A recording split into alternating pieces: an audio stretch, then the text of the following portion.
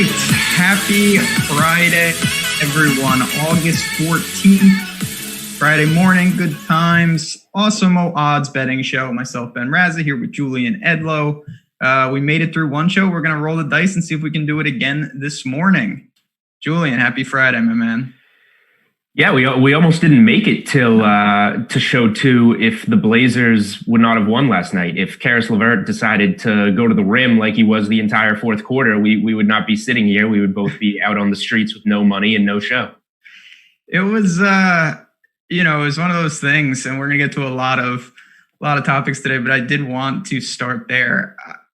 I was keeping an eye on the NBA, and it was a pretty simple thing where, once the Grizzlies won and the Suns won, AP game obviously is very apparent. Everybody knew this. Blazers win and they're in. If they lose, they're just straight out. It's not like they're in the 9th seed. They're just done.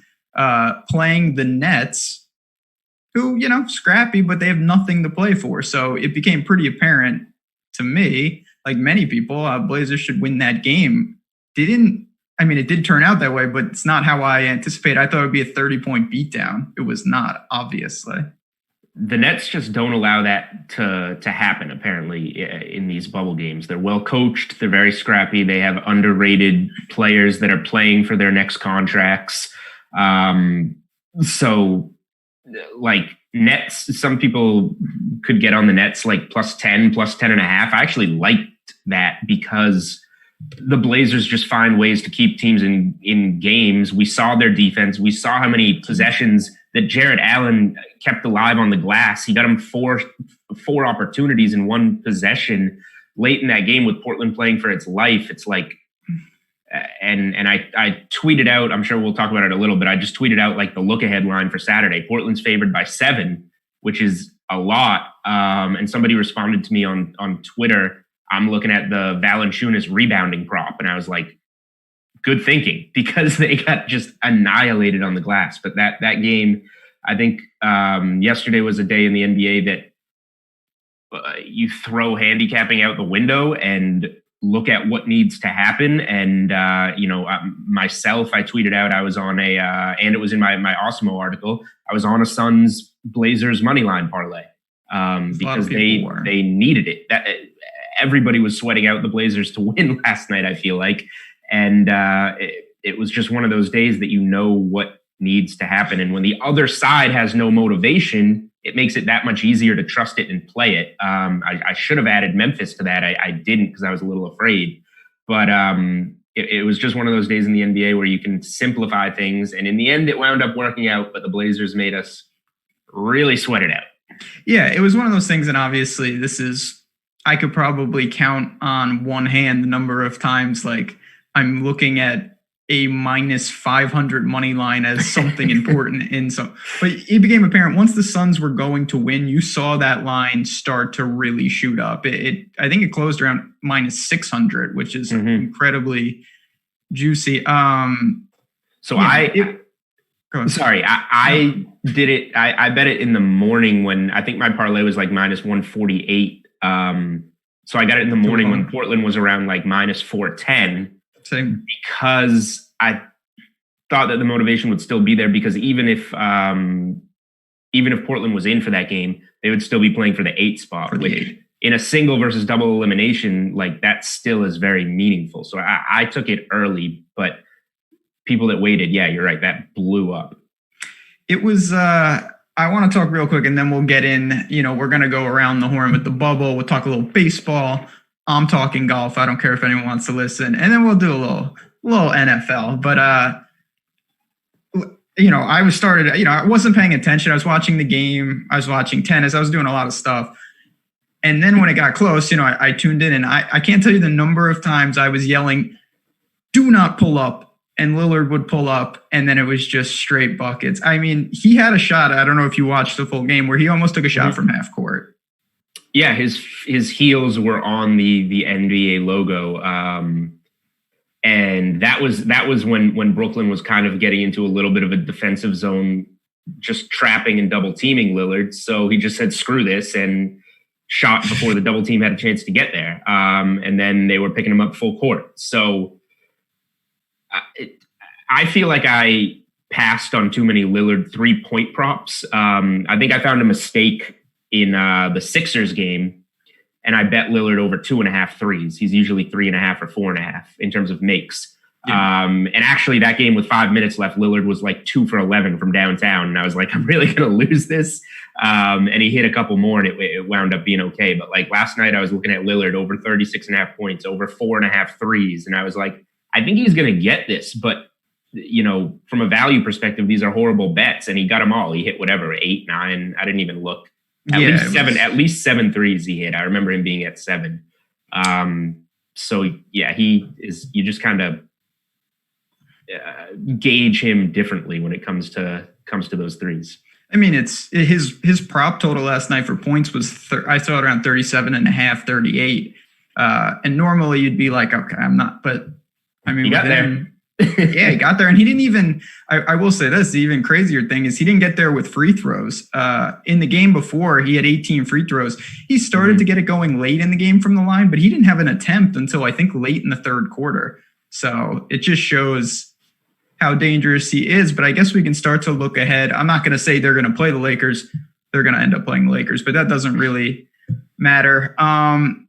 Or, you know, we feel free to talk about the playing game if you want, you know, but also we have some series going forward, and we'll get to more of it. Of course, you and me will both be in Slack. We'll have some write-ups and whatnot, but have you taken a peek at some of the matchups that we have coming up?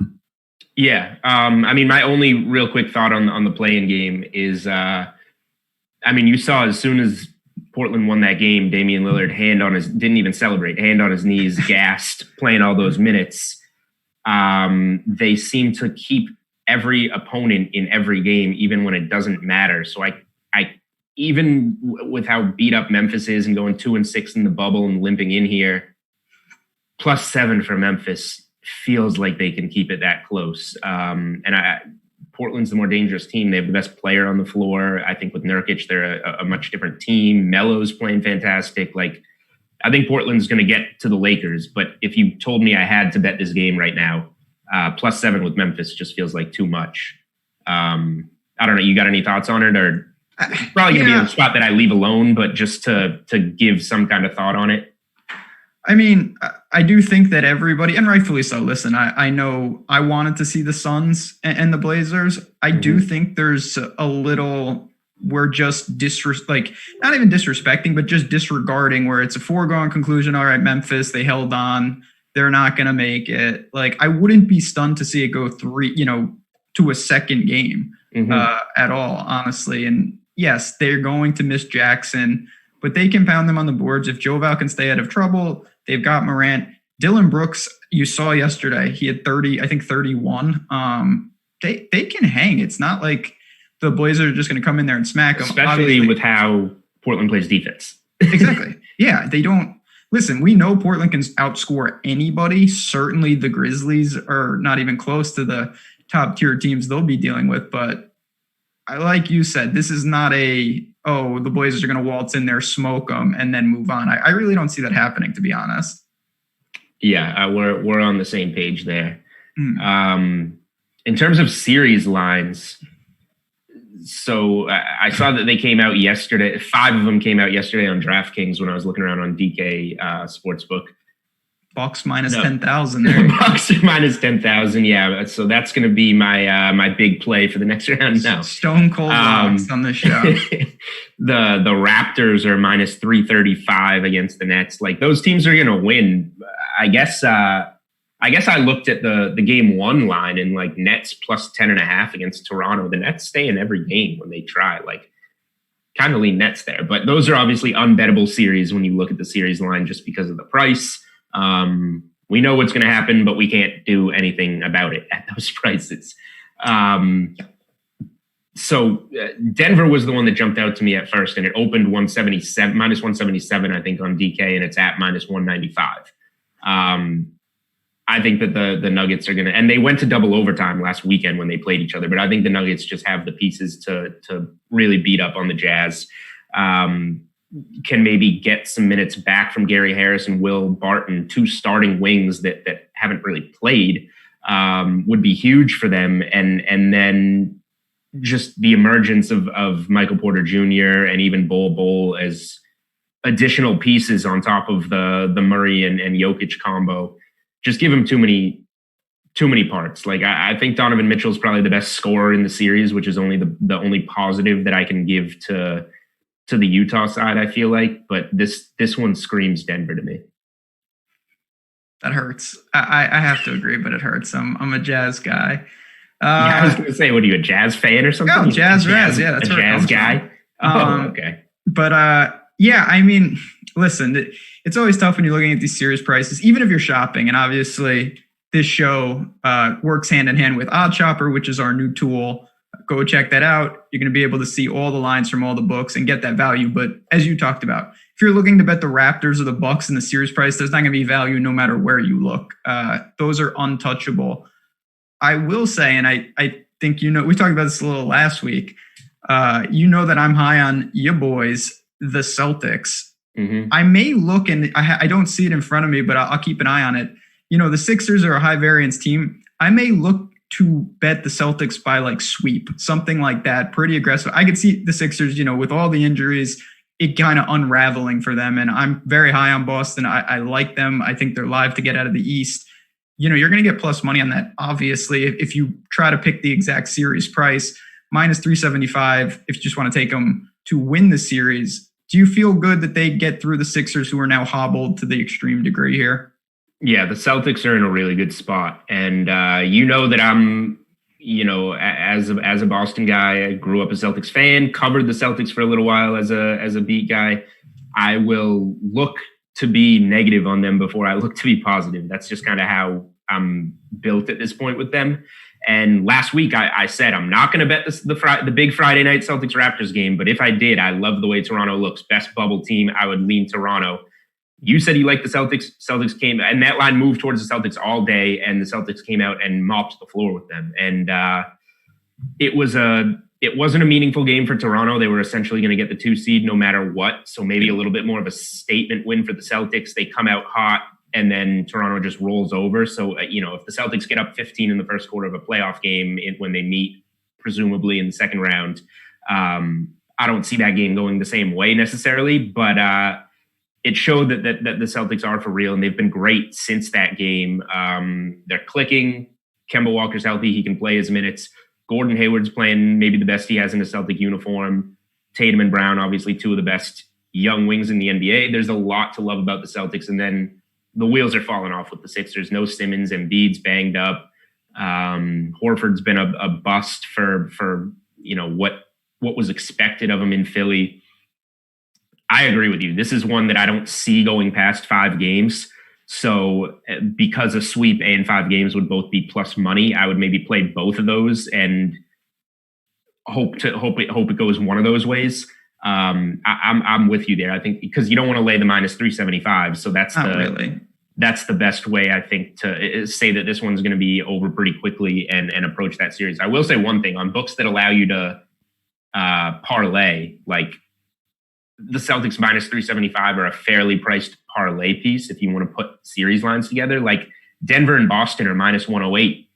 That's standard juice there if you like the Nuggets as much as I like the Nuggets. That's maybe a little bit too close of a series if you want, a real lock in there. But we can talk about the Clippers next. Celtics Clippers parlayed are minus 205. That's a little bit much to lay, but are the Clippers going to lose in the first round? They were 3-0 against the Mavericks this year. They beat them by 15 in the bubble. Love Luka Doncic. Porzingis is great. They got to the postseason. It feels like this is their spot. Maybe have a little bit of a good showing, win a game against the Clippers, and then next year maybe they improve a little bit. Yeah, I totally agree with that. I mean, it's there's just different expectations. They're ahead of schedule, the Mavericks, regardless if they get swept or not. The one last thing I want to ask you, and then we can move on to a little baseball, do some other things.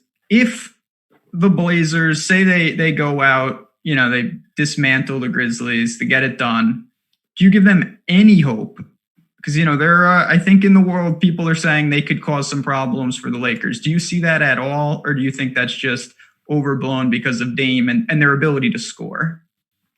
It is overblown. I really want to like it because I want to like it more than I do because I do think Portland's kind of a tougher matchup for the Lakers because they have so many pieces. Lillard, McCollum, Melo is playing really well, and he's like, I guess what I like about him is that he's not a guy that's like afraid of LeBron because they like came up together and were like the two guys. I think he just views LeBron differently than like a younger guy would, but it's not like he's gonna lock him down on defense or anything. He's just a guy that doesn't back down from him. I like having Nurkic back. Hassan Whiteside, by the way, should have played more last night when the Blazers could not get a rebound. He had he was torching them. He played, I don't even have the box score in front of me. He played like 15 or 16 minutes and had almost a double-double.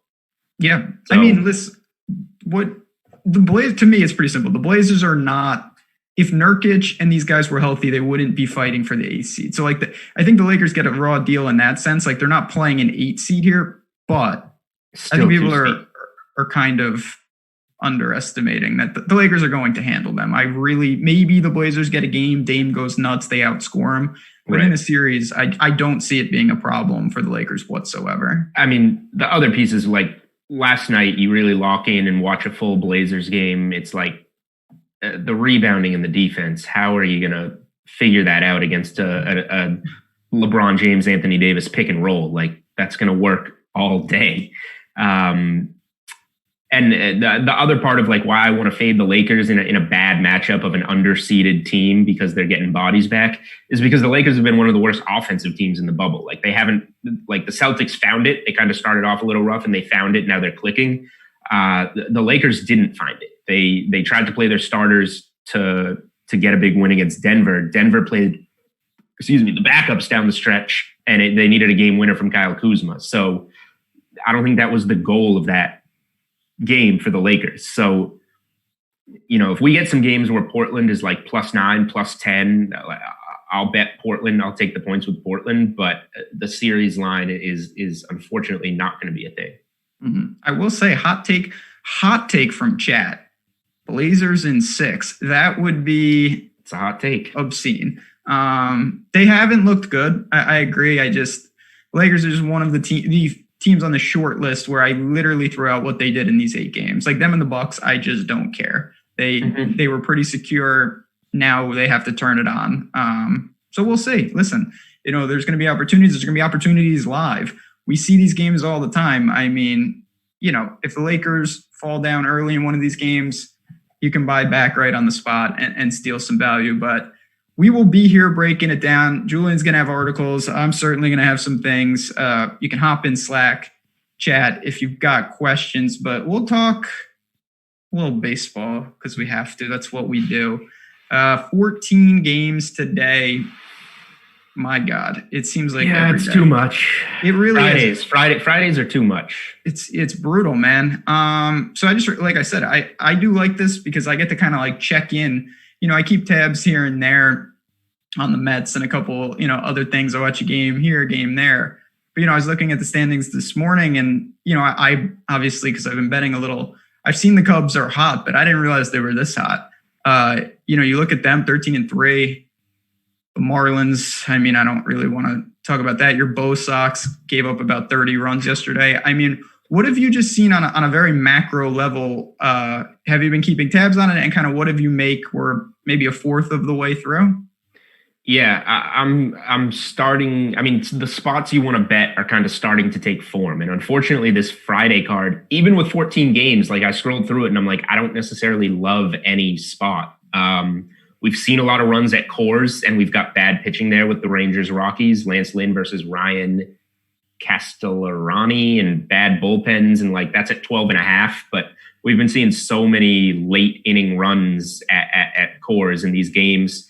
Like I hit and it was one of my article plays on Awesemo this week. I hit a first 5 under 6.5 at Coors as one of my plays, and I think there were like 3 or 4 runs, and the game wound up in like the mid-teens.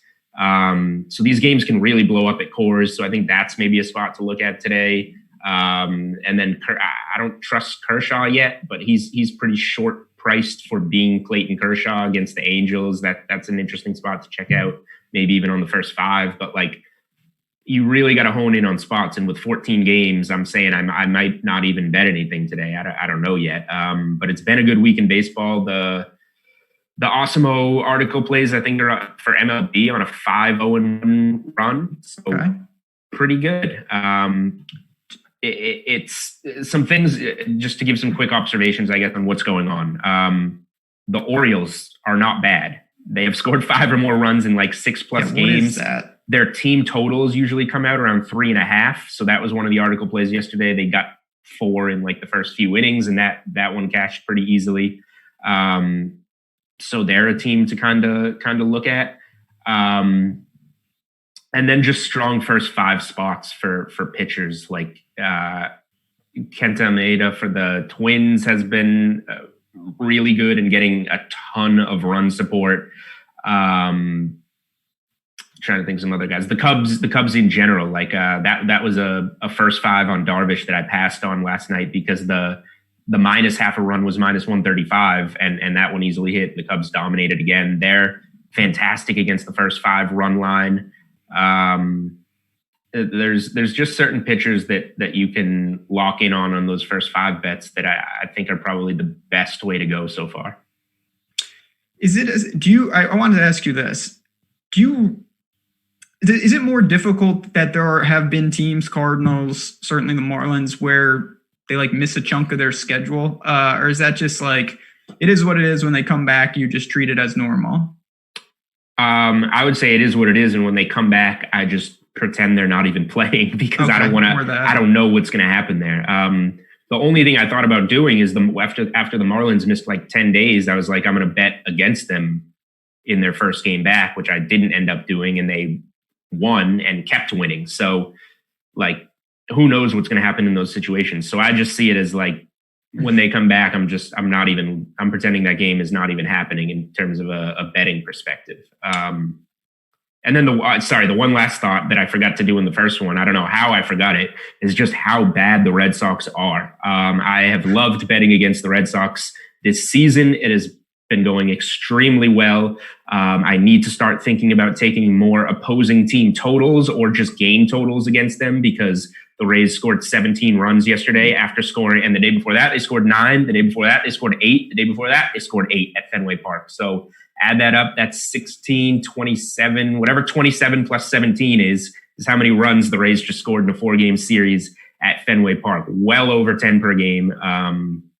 Their pitching is awful. Like the Red Sox brought up a 27-year-old AAA guy, career minors guy, to start on Thursday, and thought he was going to be better than the options they had because of these bullpen games. He gave up 7 runs in 2 innings and then was out. So like, their offense is respectable, and that's why they could be good over bets. Their pitching is one of the worst pitching teams I've ever seen.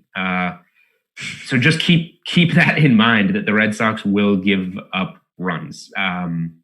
Evaldi is the only like decent MLB pitcher starter that they have. Even pitcher, they have nobody in the bullpen too. So the only MLB pitcher they have. I mean, I was paying attention a little, and they gave up 2 in the first, and then it was 3-2 after 1. I didn't think anything of it. I didn't really have a huge stake in the game, and then I looked and I saw they gave up 17 runs, and that's not the answer, no matter what. The last thing I wanted to ask you, though, and it's just a team naturally that people talk about, is the Champs, who haven't looked good. I mean, they had a little COVID deal right off the bat. It's the Nats. I see them around plus 280. You probably could get around 3-1 to win their division. You got the Braves there. I guess if you, for some reason, think the Marlins can hang in, I obviously do not. What do you make of the Nationals? I know it's not a team that I don't think you're super tuned into, but just in general, I mean, they've looked sluggish at times. You mentioned the Orioles, that like they've just looked at times sluggish against teams where I really thought they would get rolling. Do you think they start to tune it up, or is this going to just be a letdown year here? I think it's going to be a little bit of a letdown year. Yeah. I put out some MLB win totals before everything started, and then we got to that opening night matchup with the Yankees, and Soto had his positive tests come in, and he was going to miss a bunch of time. So I actually bet the Nats under 33 wins, I think. I was leaning under before, and then I was like, well, if Soto's going to miss a couple weeks, that could be like 25% of the season for their best bat. So that pushed me towards the under. And it looks like it's trending in that direction. Obviously things can change. It's crazy how good the Marlins have been, and they're still plus 1,500 to win the division. But yeah, I know. How is that going to hold? The Marlins, listen to this, the Marlins end their season playing 26 games in 23 days with no off day. Yeah, that could be problematic. What does that mean for the Cardinals? The Cardinals are going to have to play like triple headers. I don't even know. The Cardinals are going to have to play like 25 games in 15 days to wrap up the season. I'm like, how is that going to work? The NL East is a stay away spot for me, I guess, if we're betting the division. The Braves, I guess, have the inside track. I'm seeing them right around plus 115. The Phillies had that time off and then came back and looked good and now look bad.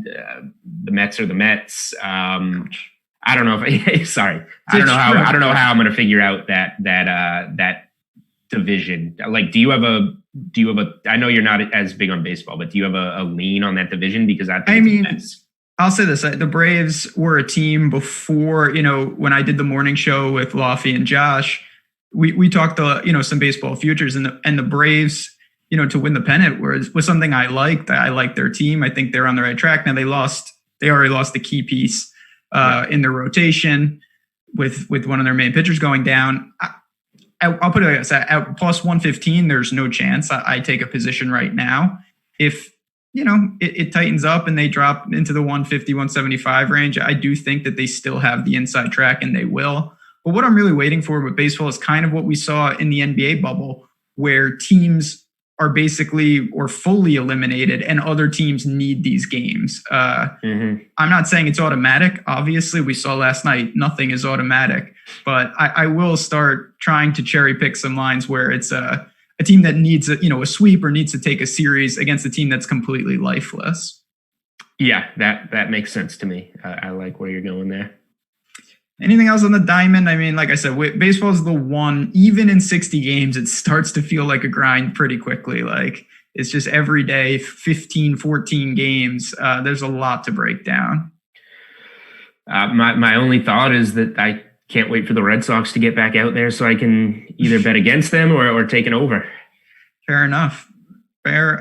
Well, chat, as I'm sure you know, I'm keeping little tabs on the golf over here. Wyndham Championship at Greensboro and Sedgefield Country Club. It's not a great tournament. This is not a major, so we don't need to spend a ton of time on it because I want to talk a little pigskin with you before we get out of here. But I will say Wyndham's going on. Webb Simpson, his daughter's name is Wyndham. This is he loves this course. He lives on this course. He's so popular. He's like 40% owned. He is the favorite right now. Played well yesterday. Sitting around 6.5, 7 to 1. I don't know how you go there. Scoring is low. So that means there's more opportunity to really get in the mix. Like you could come out this afternoon and fire 62 and you jump way up the leaderboard. So that's something to keep in mind, but it's such a bad tournament. I mean, the names, Julian, that's one thing we see with this. There's a lot of guys in this tournament that they've rarely been in a position on a weekend to compete. And when you have that, there's just so many unknowns. These are not experienced players. And they're going up against guys like Webb, Patrick Reed. I mean, they've got majors. They've got top-end experience. So it's just a very weird mesh of players. Yeah, I'm looking at the live odds, and I'm not a golf guy, but some of these guys at the top that are competing with names that I do know very well. Tom Hoge. Yeah, the Hoagie man. The sub. All right. Man. No idea who that is. Me both. Peter Malnati. Yeah. Roger Sloan. Don't know who any of those three guys are. So that's what I'm saying. And they're all plus 2,000 or lower to win the entire thing, which all seem like bad bets to me because they're probably going to fall apart in my limited golf knowledge. And it's the kind of thing, obviously, the reason they're up there, they had huge starts. Yep. They're sitting on the lead, towards the lead. But those are in my opinion, the worst guys because it's almost like chasing. You know what I mean? They had their big round. Can they replicate it? I seriously doubt it. You need to do that for 72 holes, not 18. Right. Chat just mentioned Ryan Moore to win Wyndham. He's someone I bet before the tournament. He's still sitting around 40-1. He played well yesterday. Didn't get the most out of his round. Hasn't come out today yet. I don't mind that. I think it's still very wide open. And like you just talked about, there is some inherent value because there are random guys up there that are they're driving the odds up on everybody else. Like, to me, Roger Sloan, no offense to Roger Sloan, it's not going to win the golf tournament. So like him sitting around 20-1 adds a little value to the other guys just by an opportunity cost. Yeah, that makes perfect sense. I will say one thing. I meant to bet something in golf this week, and I forgot because it's off my radar and I had so many other things going on. I saw a bunch of stats about how Harold Varner does really well here and is supposed to do really well here. And I saw somebody give out top 20 finish on him at plus 330. And now I'm seeing him plus 700 to win it all. I forgot completely about it. I did not bet it. And now I'm pretty mad at myself. Yeah, HV3 has shown he's a guy that he's kind of in the middle. So you've got Webb and Reed, big names. They've done it. They've won. Then you've got, I don't want to say no names, but guys that really haven't done much. Then you have HV3. You can say no names. No Somebody names. like me. Creative players. HV3's in the middle. He's had so many chances. He's been in a final pairing at a major. It's a matter of time. He's going to get some wins on tour. It seems pretty obvious. So that's a name that he had a big round yesterday. There's no doubt about it. We'll see what he does, but I wouldn't be stunned to see him hang around. And that's last thing I'll say about this. Yes, Chad's talking about if you bet now, do you wait till the dust settles and your guys through the cut? You certainly can do that because then you're getting the weekend. But at the same time, when you're talking about an outright, it doesn't really matter in the sense, if your guy is close to missing the cut, he's not going to win the tournament. So like that risk, it's not that big a deal. You actually might want to embrace it earlier because you need everything to go right. Second is just as useful as a miscut. Like it's first or bust in an outright market. So try to steal all the value. Again, go to Odd Shopper before you place any wagers so you can make sure, you see a guy 35 and then he's 50 somewhere else. Julian, you know better than anyone how quickly that adds up. It does. It absolutely does. And yeah, just to your point about like, if you're thinking of betting a guy to win it all and you're concerned, should I do this before or after we see if he makes the cut? You don't have to be a golf expert to know that he's probably not in the best spot to come all the way back and win it all. Yeah, I mean, listen, if he's teetering around the cut, it's not going to matter whether he makes or misses it because he's not going to probably win the tournament. So I think if you have a line on a guy, take that shot. Just try to shop those odds. And we'll see. I'm going to have an article up on the site assessing normally I say assessing the damage. That's what it's been lately after Friday, but we'll see what we can do. A lot of golf left. And I do want to say, as chat, a lot of you know, and you may be wondering, right after this show, me and Josh Engelman breaking down the NBA DFS slate. It might be one of the most difficult breakdowns of all time because it's a random number generator of who's playing. So you can stick around for that, but we've got one topic left and it's a good one. We are going to be starting to turn the page into football because it is less than a month away before we get going, hopefully but I'm going to say when. I'm going to think positive for a change. How soon I know you and me are going to be putting out some content, really diving into these divisions, but how soon do you start looking for positions on some of these like futures win total type bets? I mean, normally I would be way more underway with it at this point because it's just the dog days of summer in baseball, and I'm not locked into NBA bubble tournaments and NBA playoffs while I'm trying to get ready for NFL. So it's like crazily sneaking up on us. However, the one thing that I did get a chance to do is when there were no sports, I started getting some of this stuff in really early. So like I got a bunch of Tampa stuff in before the Brady news was official. So I have a lot of them at numbers that aren't around anymore, but there are a couple of I don't want to give them all away because I'll write them up in articles, and we're going to have them in some videos next week previewing a lot of stuff. But there are some spots that I like a lot that I'm confident in, even though I haven't been able to do my normal August NFL research. That I'm confident in because I got to do March, April, May NFL research with nothing going on. So it's obviously a different off season, but I still feel like I was able to look at some stuff. And there's a lot of different things that I like in terms of futures. Now, the thing is, I just had all my NBA futures canceled. And if this season doesn't get 16 games in, how is this stuff going to stay? And so I really want to be positive with you and hope we get these 16 games so that win totals cash, hopefully divisions cash the same way. Like I had the Heat to win the division in the NBA. That was a walkaway winner, but it was canceled because the rest of those regular season games were done. So we'll have to see how stuff like that cashes if it does turn into like a 12-game season or whatever. Hopefully not. But a lot of strong spots, and I know you feel the same way. I do. And listen, yeah, I mean, it is what they may void the bets, and that's frustrating. You're not going to lose. So right. You don't lose, at least. You don't lose. You're not going to, just for people, I know we do have some people watching the show that aren't too familiar with betting. Like if they decide, just say randomly, they're going to only play 10 games, like just know that if you go and bet all the unders on the win totals, that's not going to work. Like I like where your head's at. It'd be great if it did. It would be great. So I just want to hit a couple of like big time spots that people want to know about. And we can start, chat just brought it up.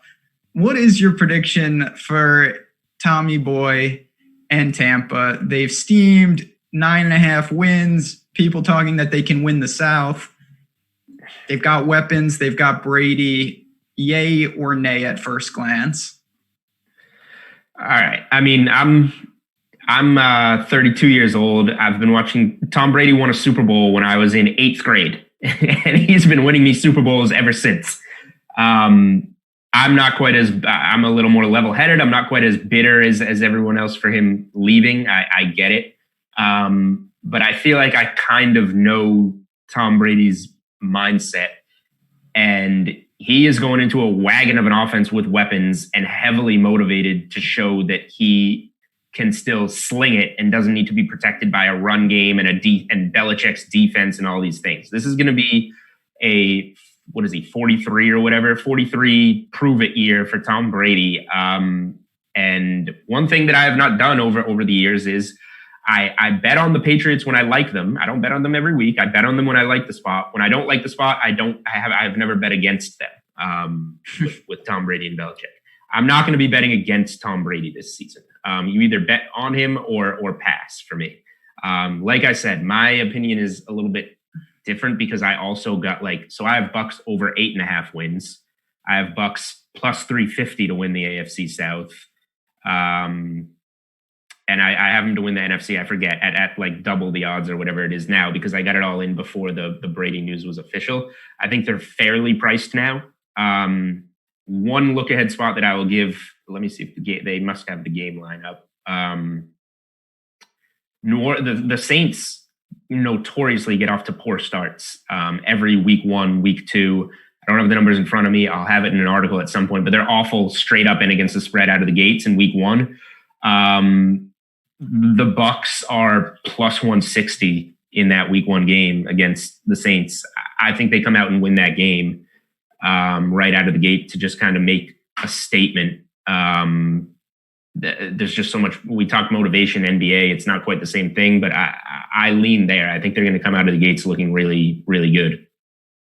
We've seen, I remember when Fitzpatrick and the Bucks beat the Saints won a couple years ago, and they were like 10, or I think north of 10 point underdog. I've made this clear, so I will go down with this ship. I do not like, I know he's got weapons. I don't like the fit for this offense. I think him and Mike Evans is a terrible fit. I think him and Godwin is a great fit. I think the South is better than people think. I'm a Falcons, not guy. I don't root for them, but I think that they are the sneaky team, not the Bucks, to challenge the Saints. Carolina's not the team. Right.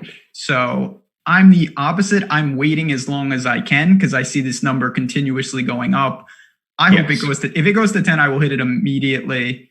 under, obviously, the win total. I like it under 9.5. I'm actually getting plus money on some spots, just a little, like plus 105, plus 110 on under 9.5. And I just think that Belichick does a lot. He's fantastic, as much as it pains me. So we'll see. But I do want to switch gears, kind of relate, not even kind of related. It is related. We haven't talked because, we've only done one show. Are you excited for Cam Newton to take the reins? Somewhat. I want to give one last Bucs thought. Sure, the only thing is, so Winston had 30 interceptions last year. Yes, he did. Brady's had 30 interceptions in his last 4 seasons combined. So if we're going to get a quarter of the interceptions there, and let's say it's a new offense, new coach, Belichick's not there, maybe a third of the interceptions from Brady, it's just going to put the defense in so much of a stronger position, because I feel like everybody's worried about the defense. That's because Winston's given the other team the ball at the 40-yard line, and you're starting with 3 points on that drive at minimum. Just eliminating those, I think, is going to put them in so much stronger of a position. But yeah, if this goes to 10.5, I might bet the under as well and just try and middle. I think it's like a 10-6 type of team, in my opinion. You think a little worse, that's fine. But yeah, if you got something early and this does go up, I think there's a middle opportunity that could come out of that. But for the Pats, it said a lot going to Newton. Like, everybody was ready for Jarrett Stidham. Is he going to be the guy? Belichick clearly showed us that he doesn't have faith that that's a quarterback that he can win a Super Bowl with. And I think it was big because just as much as Brady wants to have a huge year in Tampa, statistically and win-loss wise, Belichick wants to have a good year without Brady, of course, and prove his value. So I think it was very big of Belichick's ego to say, we're not just going to take the young middle round quarterback Jarrett Stidham and plug him in and be the same team without Tom Brady. I think it was big of him to admit, we're going to bring in a former MVP, number 1 overall pick. We need an important player at this position to continue our success. That was my biggest takeaway. And then in terms of Cam, it's going to be different. I like that, a guy like Josh McDaniels, who, when he was in Denver, drafted a guy like Tim Tebow and is looking for that type of quarterback, that he can expand the playbook here and move Newton around and do some things that the Patriots haven't done in years. So I think it's going to be really interesting to watch as a fan. From a betting standpoint, I do still like them to win the division. Not just to be too high on the Patriots. I'm also a little low on the Bills. I don't think just because they were, a playoff team last year that it means that they have another level that they're going to go to with a guy like Josh Allen.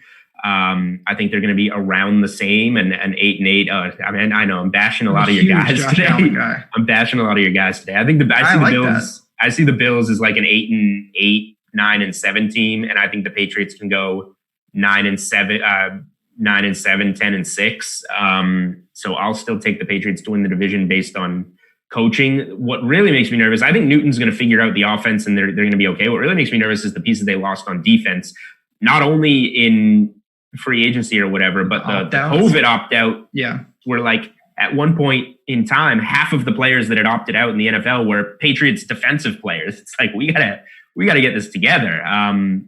Hightower being the crucial one in the middle of that linebacking core. So there's a lot of red flags. It's going to be an interesting season. The dominance is certainly over, but it's going to be fun, I guess, to see the Patriots try and do this a different way. Listen, I mean, if Cam is Cam of old and the shoulder is all right, there's no doubt he's going to be more than capable of bringing them back to the postseason. I have no doubt about that. But I try to be realistic with guys that I'm very high on. There's no excuse for the Bills this year. Like, they should win this division if they're going on the path that they're supposed to be. Like, they added in Diggs, they have Brown, they have a capable defense. I'm a Singletary guy. If Josh Allen is the quarterback, like, you need to find a way to win 10 games here and just take over the East. They're not going to start a reign, but you got to win the division. I know Cam coming in is a tougher situation than probably getting Stidham, and then you've got the Jets and the Dolphins. But regardless of what these other teams are doing, I just have no ifs, ands, or buts. You got to find a way. So we're going to get into it. Like I said, me and Julian are going to be doing some videos breaking down each division. We'll give our favorite plays, some win totals. So be on the lookout for that, chat.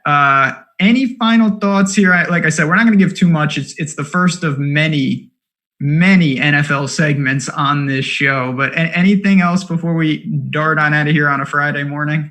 Right. I feel like I don't want to give away too much here because we're going to talk about this so much. I guess on the Bills, because it's not one of my like strongest spots. They're now at 8.5. So they were one when I kind of got on this early in April or so. I took them under 9 at plus money. So like, I feel like that's maybe going to be a push at 9-7, hoping they go 8-8. But like you said, if you're looking at it from a Bills perspective, this is the year they go 10-6 and win the division. If their trajectory goes the way that they would like it to go. I guess I'm fading Josh Allen in a season-long perspective that he will not be able to keep it together. But adding Diggs to the wide receivers is really, I think, a crucial piece, because if you keep everything else the way it was in 2019, it was all there. And you just needed that wide receiver one, and now you have it. So make or break a year for the Bills. It's going to be very, very interesting. There's no doubt about that. But like I said, chat, much more to come on your way out, because we appreciate everyone getting up early with us. I know it's a new show. It's not as wild in chat as some of these other ones. We'll get it there. If you can hit the like button on your way out, it helps us, helps the community. And we want you inside the ropes. If you haven't signed up, Awesemo Plus, it's not just the DFS side. We have other things now. We got tools, projections, ownership. You know about all that. But on the betting side, some tools to help you track some things, look some odds, and gain some edge. I'm not going to lie. So anywho, we're going to get out of here. I'll be back in 15 minutes with Josh Engelman breaking down the DFS slate. Thanks to Jordan Klein behind the glass. Thanks to you guys, chat. Have a great Friday. Good luck in the golf sweats. We'll be back next week. Same time, same place.